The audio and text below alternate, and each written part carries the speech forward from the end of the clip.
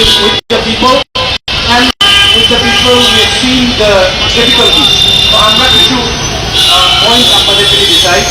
First হচ্ছে আপনারা সারা দেশের এই যে বিভিন্ন মতাদর্শের ভিন্নতা যাদের আছে, সেটা মাউল হতে পারে, সেটা হতে পারে, সেটা অন্য ধর্মের লোক হতে পারে, আপনারা ওনাদেরকে টেবিলে ডাকেন, bring them to the table, sit down, কথা বলেন, what is their problem, যারা হামলা করছে what is their problem, সমস্যাটা কি, ডায়লগ হোল্ড করেন, কথা বলেন।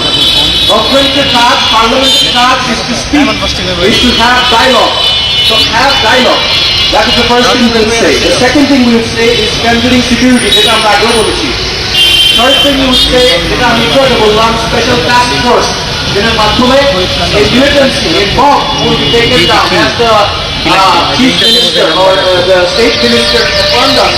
শুরুতে তিনি বলেছিলেন যে mob culture will end as the government has taken government, has formed the government. So the Home Minister has said this. So we want to hearken to the word of the Home Minister that kindly form whatever form of enforcement you need to and take care of these extrajudicial killings. The fifth we will say is make sure that a investigation এতে আলোচনা হবে।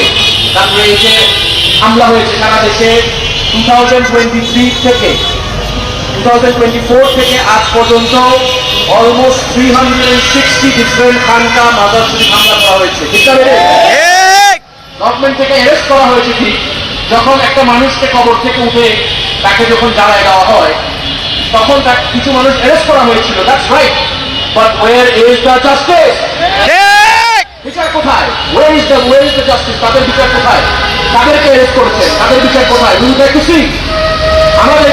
আমাদেরকে Arab nation থেকে, Saudi Arabia থেকে, alhamdulillah we are connected all across the world, and all across the world we have people contacting us. Saudi Arab থেকে আমাদেরকে message করছে ভিডিওটা দিয়ে, আরবি লোক ভিডিও দিয়ে মেসেজ করছে যে তোমাদের দেশে একটা মানুষকে কবর থেকে উঠে জানাই দিচ্ছে। What is this?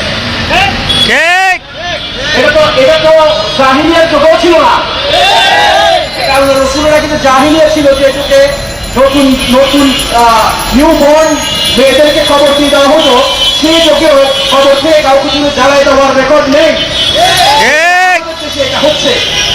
So I think the government needs to take a very strong stance against it. এবং লাস্টলি আমি বলবো এক্সপ্যান্ডিং মানুষের মধ্যে এই বিষয়গুলো নিয়ে সচেতনতা বাড়ানো। মানুষ তো না করে ও তো ভণ্ড, ও তো খারাপ, ও তো এটা বলছে, ও ওটা বলছে, ওকে মানলে সমস্যা নাই। আমাদের দেশে এরকম চিন্তা চেতনা হয়ে যাচ্ছে কি যাচ্ছে না? আমাদের মধ্যে থেকে এমপ্যাথি, মায়া মমতা চলে যাচ্ছে কি যাচ্ছে না? এটা কিন্তু দেশের জন্য খুবই খুবই দুঃখজনক এবং এই দেশের ভবিষ্যতের জন্য, বিশেষ করে ফিউচার জেনারেশনের জন্য এটা অনেক ক্ষতিকারক। আমরা এই গভর্নমেন্ট থেকে অনেক ভালো কিছু আশা করি, আমরা এই গভর্নমেন্ট থেকে সিকিউরিটি আশা করি, আমরা এই গভর্নমেন্ট থেকে ফ্রিডম আশা করি, আমরা এই গভর্নমেন্ট থেকে ইনক্লুশন আশা করি। সকল মানুষ, এই বাংলাদেশের পাসপোর্ট যাদের আছে, বাংলাদেশের এনআইডি যাদের আছে, সকল মানুষের রাইট আছে এই দেশের কনস্টিটিউশন অনুযায়ী চলা এবং বিশেষ করে ইউনাইটেড নেশনসের চার্টার অনুযায়ী তাদের জীবনযাপন করা। আর্টিকেল 12 এর ভঙ্গ এই দেশে হয়ে চলেছে, but there is nothing said. আজকে প্রেস ক্লাবের এই হিস্টোরিক প্ল্যাটফর্ম থেকে we have many leaders who have come up for আমাদের এখানে প্রেসের অনেকজন এসছে, অনেক বক্তারা এসেছেন, বিভিন্ন social. We would like to say one thing to the whole world, not only to Bangladesh. We would ask Amnesty International, we would ask United Nations to come into Bangladesh as you study the elections and you give reports on the elections. Why do you not study the attacks that are happening? Why do you not make research and papers on the mob culture that's been forming in this country?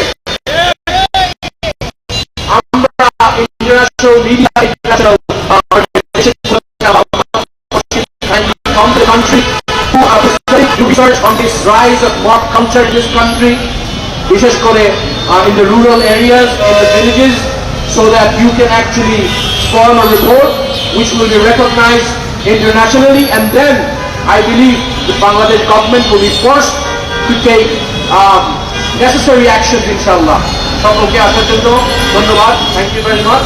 আল্লাহ আমাদের সকলকে সফলতা দান করুক। এবং আমি ঢাকার মানুষকে বলতে চাই, মহিলা ইউথ ফোরাম আমরা মানুষের পাশে থাকবো, আছি। আমরা একটা নন প্রফিট অর্গানাইজেশন। আমরা এত বড় নাও হতে পারি দেখে, অনেক বড় বড় এনজিও আছে, এনজিও আছে, but we have quality. We do not have, we might not have their quantity, but we have quality. আমরা আজকে এত বাধার মধ্যেও এখানে দাঁড়াতে আমরা দুইবার চিন্তা করি নাই। আমরা সারা দেশ থেকে এসেছি এবং this is just the start. আপনারা যদি নেসেসারি অ্যাকশন না নেন, we will have bigger protests inshallah. We will have rallies inshallah. Because এই দেশের বিভিন্ন মতাদর্শ, এক্সট্রাজুডিশিয়াল কিলিং এন্ড হামলা, এগুলো আর আমরা সহ্য করবো না ইনশাআল্লাহ। আল্লাহ আমাদের সকলকে সফলতা দান করুক। Thank you so much for coming.